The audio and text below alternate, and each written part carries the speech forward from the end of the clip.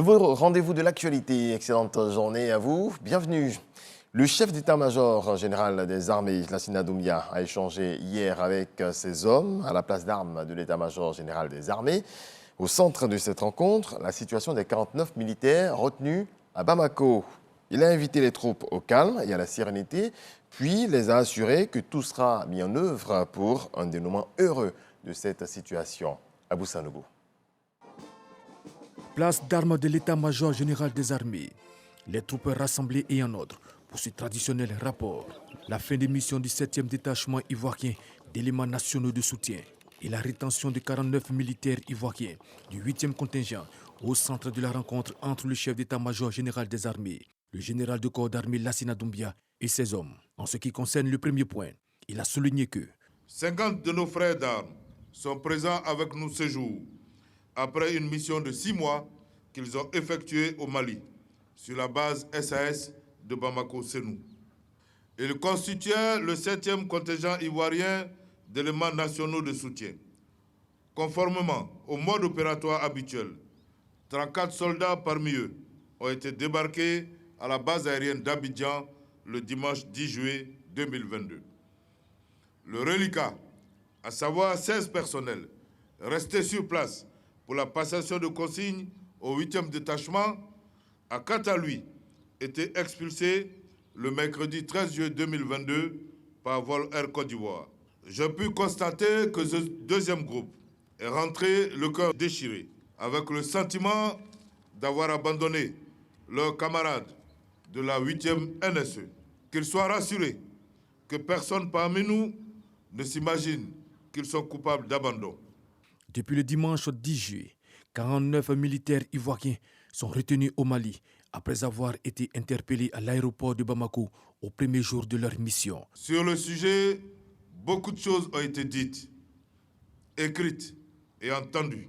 Depuis 2019 qu'elle existe, plusieurs d'entre vous ayant déjà participé à cette mission, je n'ai aucun doute que vous savez y détacher ce qui est vrai de ce qui ne l'est pas. Mais nous devons continuer de faire confiance à l'action diplomatique. Vous devez continuer de nous faire confiance, à faire confiance à la hiérarchie politique. À aucun instant, nos camarades n'ont été reniés et ne seront jamais l'objet d'abandon. Et le chef d'état-major général des armées de rassurer ses hommes. Vos camarades vont bien et ne risquent rien. Toutes les médiations qui ont cours en ce moment témoignent de l'intérêt porté à leur situation par l'État de Côte d'Ivoire, les pays amis et l'ONU. Le chef suprême des armées a choisi de privilégier la voie pacifique, la voie du dialogue pour le règlement de cette situation. Et nous lui devons obéissance. Nous devons, par notre attitude, faciliter toute action qu'il voudra mener. Par ailleurs, il leur a transmis les félicitations du président de la République Alassane Ouattara pour la réussite des festivités officielles marquant le 62e anniversaire de l'accession de l'indépendance de la Côte d'Ivoire. Festivités qui se sont déroulées à Yamoussoukro. On en vient au BTS 2022, brevet des techniciens supérieurs. Les résultats sont connus, c'est 46,05% de candidats qui sont déclarés admissibles, avec en tête les filières industrielles qui totalisent 10 319 de candidats admissibles, soit un taux de réussite de 57,87%. On voit cela avec Patricia Omouitia. Les résultats officiels du brevet de technicien supérieur BTS session 2022 ont été officiellement proclamés par le ministère de l'Enseignement supérieur et de la Recherche scientifique à travers sa direction des examens et concours. 61 002 candidats inscrits, 58 269 présents à l'examen, soit un taux de 95,52% de présence. 26 832 candidats ont été déclarés admissibles. La répartition des admis par spécialité est la suivante. Filière industrielle, 10 319 admissibles sur 17 830 candidats présents, soit un taux de réussite de 57,87%. Filière tertiaire, 16 513 admissibles sur 40 439 candidats présents, un taux global de réussite de 46,05% contre 47,39% pour la session dernière, la session 2021, soit une régression de 1,34%. Les mesures de sécurité mises en place par le ministère de l'Enseignement supérieur et de la Recherche scientifique ont permis le déroulement des épreuves sans incident. Les candidats disposent donc de 3 jours à compter du samedi 20 août 2022 pour introduire leurs réclamations uniquement sur le site www.examenbts.net. Fin de formation des 4586 étudiants de la 56e promotion de l'École normale supérieure ENS. La cérémonie de baptême s'est tenue ce vendredi. Le choix de la promotion s'est porté sur la première dame de Côte d'Ivoire, Dominique Ouattara. La marraine, en déplacement, s'est faite représenter par le ministre de l'Enseignement supérieur et de la Recherche scientifique, Adama Diawara. On fait le point avec Khalil Dioumandé et Patricia Omouitia.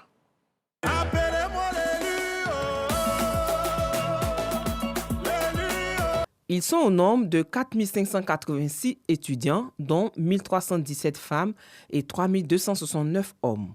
Ces étudiants constituent la 56e promotion de l'École normale supérieure ENS.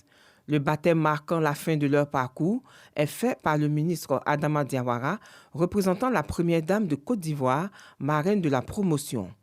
Après 2 ans de formation, ces nouveaux acteurs du système éducatif entendent servir avec passion, abnégation et probité afin de faire rayonner davantage l'image de leur marraine.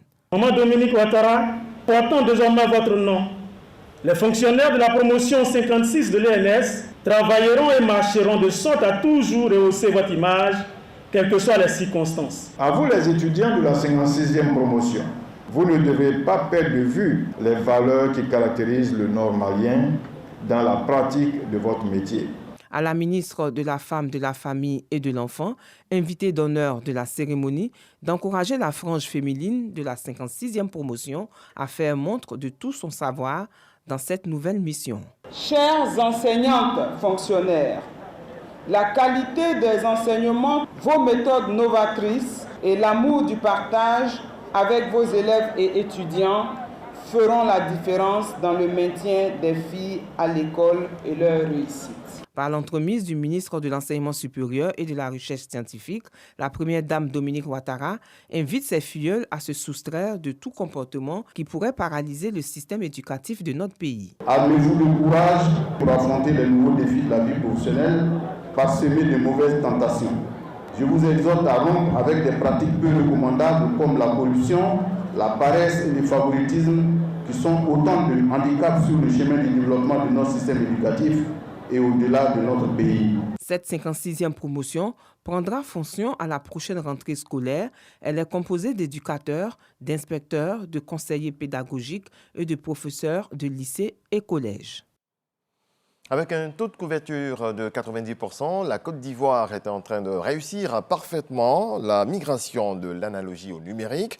Pour y parvenir, le pays a mis en place plusieurs stratégies. Des stratégies que veulent comprendre les autorités nigériennes, d'où la visite à la RTI du ministre de la Communication nigérien. On fait le point avec Walter Amadou Ouattara.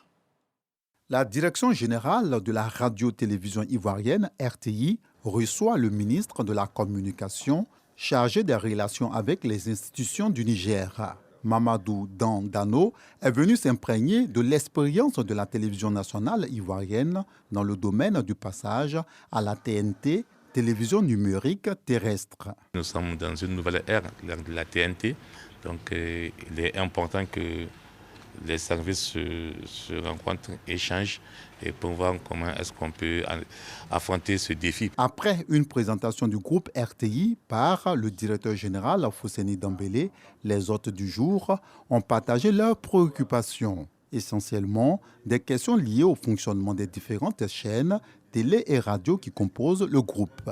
Le directeur général de la RTI a mis à contribution ses collaborateurs directs qui ont également répondu aux questions de la délégation nigérienne. Une visite des studios et autres installations techniques a permis au ministre de voir de plus près le travail abattu par le personnel de la RTI. Ce qui m'a manqué, c'est la qualité du travail, qui fait de la RTI une radio et télévision vraiment de référence en Afrique de l'Ouest. C'est donc très impressionné que Mamadou Dan Dano répare avec le secret espoir de voir concrétiser très prochainement des projets de coproduction, de collaboration des équipes de reportage ainsi que des échanges de programmes entre les médias audiovisuels étatiques du Niger et de la Côte d'Ivoire. Un mot de religion à présent. Après le Portugal, les pèlerins ivoiriens sont arrivés en Espagne. Ils ont écouté les récits historiques du site d'Avila et de Saragosse et des miracles qui y sont rattachés. Les pèlerins ont prié et tenu des messes dans ces lieux saints chargés d'histoire qui renforcent leur foi. Envoyés spéciaux, Didier Nguessan et Jean-Luc Bambou. Ce couvent du XVIe siècle vécut plusieurs moniales, au nom desquelles la jeune Thérèse. Une vie dédiée à l'œuvre de Dieu qui l'amène à réformer la vie au sein du monastère pour le rendre beaucoup plus communautaire. Première femme docteur de l'Église catholique, la vie de Sainte Thérèse d'Avila, du nom de cette ville espagnole, inspire ses pèlerins ivoiriens. La tradition nous raconte que c'est là que Sainte Thérèse a vu l'enfant Jésus lui apparaître sous la forme d'enfant. Thérèse d'Avila, son histoire, je ne connaissais pas. Mais aujourd'hui, je viens de découvrir que c'est une sainte aussi qui a eu des révélations, qui a eu des visions, qui a eu des révélations qui sont vraiment pour nous des miracles de Dieu. Et donc de venir ici jusqu'à ce que je ne sais pas, j'ai vu sa chambre, j'ai vu où elle a vécu. Vraiment, je suis heureuse. C'est une manière de nous rapprocher davantage de Dieu et de comprendre que réellement il y a un Dieu qui existe et qu'on doit prier pour tous ceux qui subissent les affres de la guerre et des calamités naturelles. Autre ville, Saragosse, à 425 km d'Avila, pour une autre dévotion, celle-ci, mariale.